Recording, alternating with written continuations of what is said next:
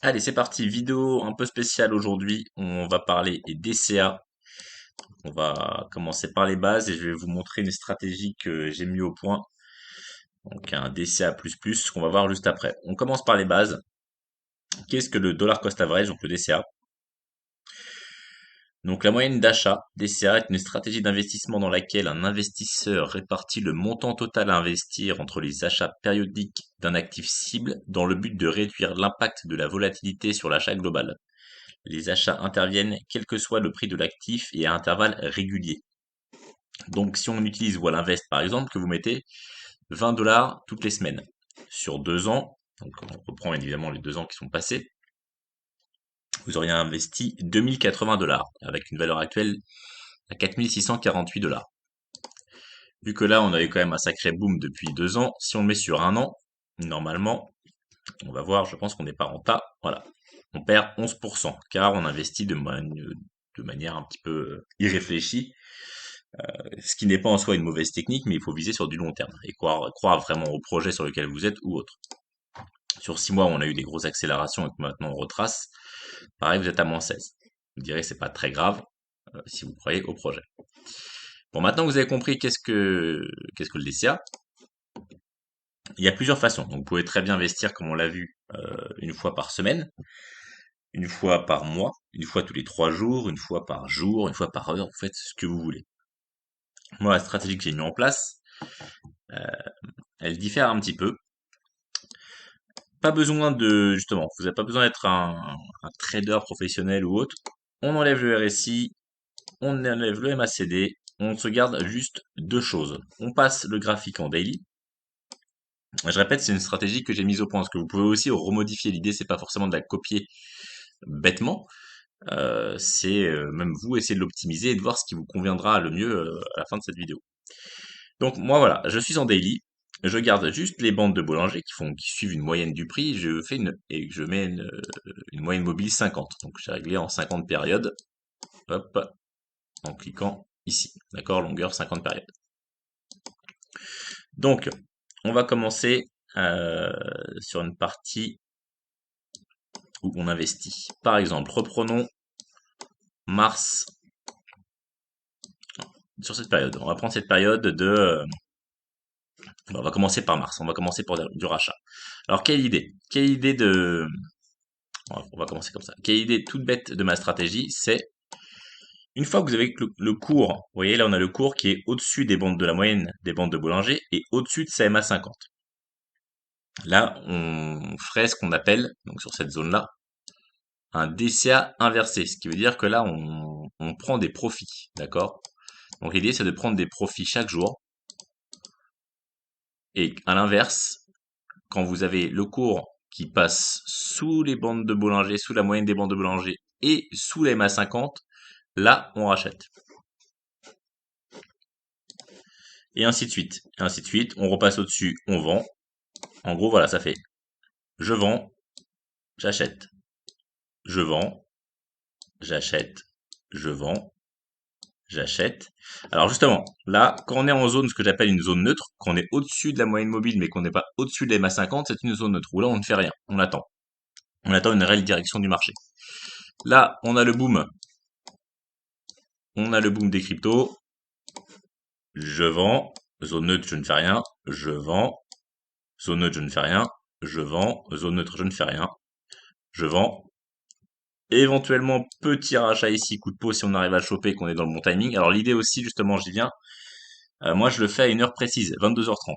Voilà, 22h30, hop, c'est un rachat. Si on n'est pas en dessous, qu'on n'est pas dedans, on prend pas.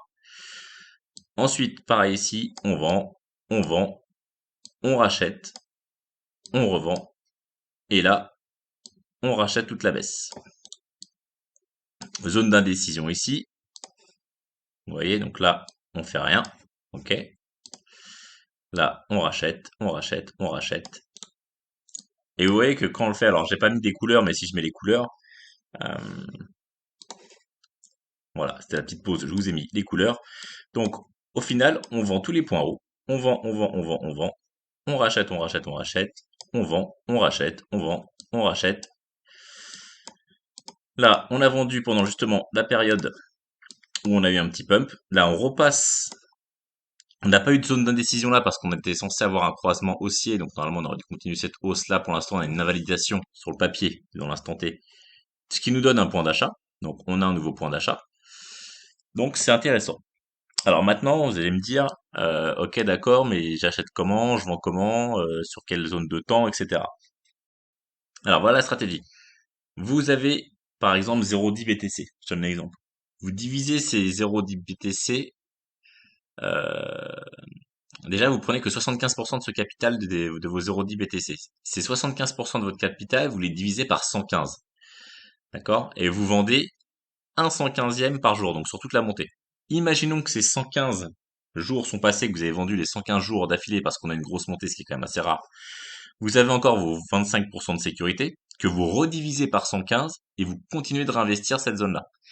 Par exemple, là où le BTC a fait x4, hein, grosso modo, 400%, si je prends vraiment du point de reprise ici, voilà, de là, voilà, on a fait 427%. Donc ce qui veut dire que les 25% restants, 25,4, vous revendez, ça vous fait 100%, vous revendez comme si vous avez votre capital initial des 75%. Donc vous continuez de vendre quasiment au même prix que ce que vous avez vendu au début. Vous comprenez voilà, j'espère que vous me suivez. Donc c'est toujours intéressant. On voit qu'on est quand même sur un marché haussier, donc à l'inverse, quand on repasse sous les moyennes, là, vous avez votre capital en dollars, du coup, vous le redivisez pas par 115, mais vous le redivisez par 100. Parce que, par principe, j'ai fait sur les backtests que j'ai fait, et c'est d'où, de toute façon, on voit sur le BTC, le BTC est haussier depuis 10 ans. Donc on a plus de jours de hausse, forcément, que de jours de baisse. Donc l'idée, c'est par contre se prémunir quand même contre une baisse possible un peu plus violente, comme par exemple fin 2017, début 2018.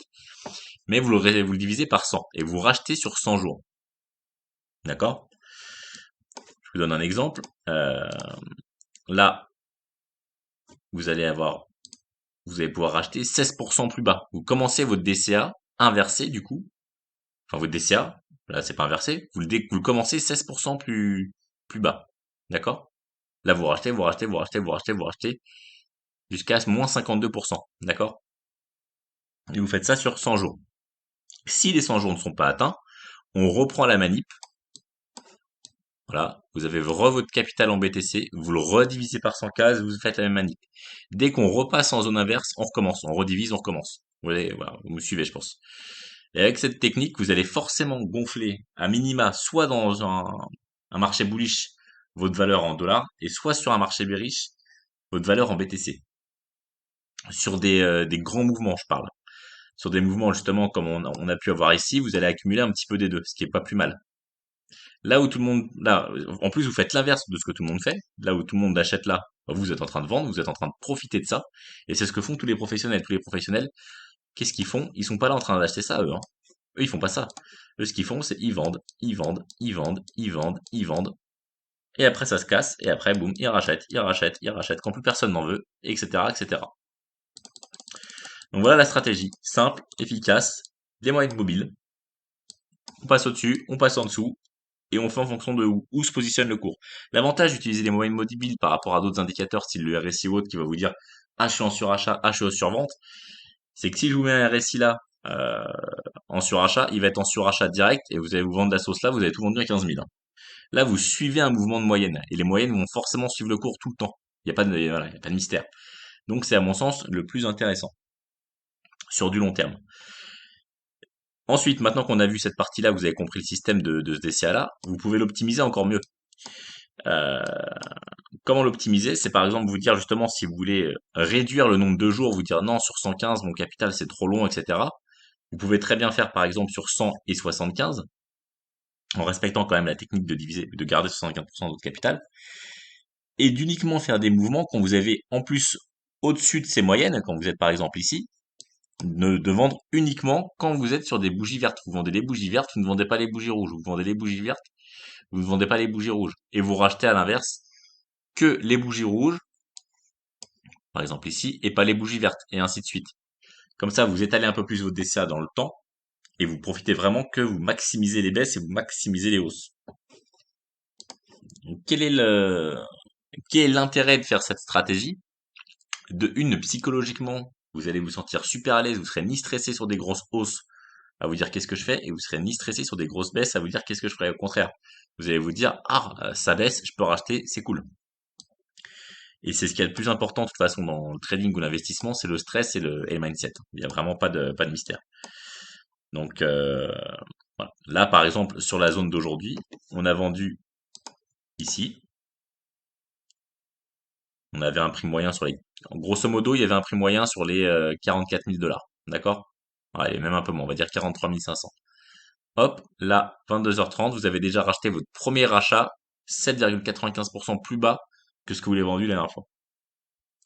Donc par principe, c'est déjà plus intéressant. Donc vous allez forcément vous y retrouver financièrement en faisant cette technique, forcément. Sauf si vraiment gros couac d'un gros mouvement qu'on n'a encore jamais vu. Mais voilà, si là on continue un petit peu la baisse, vous allez continuer votre DCA de ce que vous avez vendu en plus. Et après, si ça remonte, et ben vous faites l'inverse. Donc voilà, c'est une stratégie qui est pas mal. Il y a une autre façon encore, donc là c'est vraiment la version 3, de l'optimiser encore plus. C'est de vous dire d'utiliser d'autres outils. Donc en gardant ces deux stratégies-là qu'on a vues, la première et la deuxième qu'on a, donc on va dire le DCA++ et l'autre le DCA++, d'utiliser des indicateurs sur Look into Bitcoin. Vous avez par exemple le multiplicateur EMA sur 2 ans, et vous dire, par exemple sur de la revente, là on ne l'a pas eu sur le cas en 2000, sur le bull run 2021, 2022, où on n'est pas venu retester la moyenne mobile rouge, qui est vraiment le surachat total, on va dire. Et c'est là que ça, c'est intéressant, c'est que ce sont des moyennes qui sont un petit peu sur un aspect logarithmique, et ce qui fait que des fois ça ne fonctionne pas. Donc là on l'a eu en 2017, ok, là non. Mais en tout cas, voilà, ça peut vous donner une indication, si jamais on arrive sur ces zones clés, vous dire là, j'accélère mon DCA de revente quand même. Et voilà, c'est une stratégie qu'il faut quand même manipuler de temps en temps. Et dire, ah là, ça y est, on est vraiment en zone de surchauffe, je commence à vraiment réduire toujours ma position de plus en plus, en gardant toujours cette petite sécurité de 25% au cas où il y a un énorme mouvement à la hausse. Et à l'inverse aussi sur du rachat, où là, par exemple, ça vous aurait déjà permis d'optimiser encore plus, de dire, au lieu de rentrer sur voilà, on était le 13 mars, de rentrer sur que 10 jours sur un point bas, vous vous dites là, j'accélère, je double par exemple mon DCA ou je le triple mon DCA, une fois qu'on est sous cette moyenne mobile-là. Pareil, par exemple, sur la MA200, sur la moyenne mobile 200, qu'on touche que très rarement à la baisse. Quand vous retaguez cette moyenne mobile 200, là, vous pouvez vous dire, ah, je la retague, là, je multiplie par 10 mon DCA à chaque fois que je retague cette moyenne. Vous pouvez très bien le faire, vous dire, tiens, on retague, dans l'idée qu'on ne descende pas en dessous, ou qu'on le descende un peu, vous dire là, en x10 ou x3 ou x4, vous dire là, sur 10 jours, j'ai investi 3 ou 4 fois plus. La petite problématique éventuellement pour les petites bourses de cette stratégie, c'est qu'il faut que vous ayez au moins 1400 $ à disposition pour la faire. Donc par exemple, si je fais 1400 $ que je divise par 100, que je remultiplie par 75 par exemple, ça vous fait 1050 $. Pourquoi je le fais comme ça? Parce que 1050 $, vous allez rediviser du coup ces 1050 $ par 100 pour faire les 100 jours. Ça vous fait 10,5 $. C'est le minimum possible, enfin possible. Vous pouvez tomber un petit peu plus bas, mais pour pas que vous fassiez planter sur, par exemple, sur Binance, c'est l'achat minimum à l'heure actuelle en BTC. Vous pouvez acheter que par 10 $ par jour, quasiment 10 $, donc avec les frais sont minimes. Mais voilà, basez-vous sur 10,50 $. Donc il faut 1400 $ de cash pour pouvoir commencer cette stratégie. Voilà, donc vous pouvez très bien, dans une autre solution, si vous n'avez pas le montant, vous avez moins, vous avez que 200 ou 300 $, mettez ces 300 $. Dans ce cas-là, vous les divisez au maximum sur le montant des 10,50 $ pour avoir au moins dans un premier temps euh, voilà, une plage d'investissement d'environ 20, 30, 40 jours, ce qui sera toujours mieux. Et après, idéalement, quand vous commencez, vous avez une petite bourse, et ben, faites du DCA après en classique, justement, vous reprenez ou vous mettez un peu la main à la poche pour investir dans le Bitcoin ou la crypto que vous souhaitez. Voilà, vous pouvez le faire sur n'importe quel altcoin si vous voulez. Moi, je l'ai conçu sur le BTC pour l'instant. De là à vous dire qu'elle peut fonctionner sur d'autres alts où c'est beaucoup plus volatile, ça peut être différent. Donc voilà, donc j'espère que cette stratégie va vous plaire. qu'elle a été assez claire.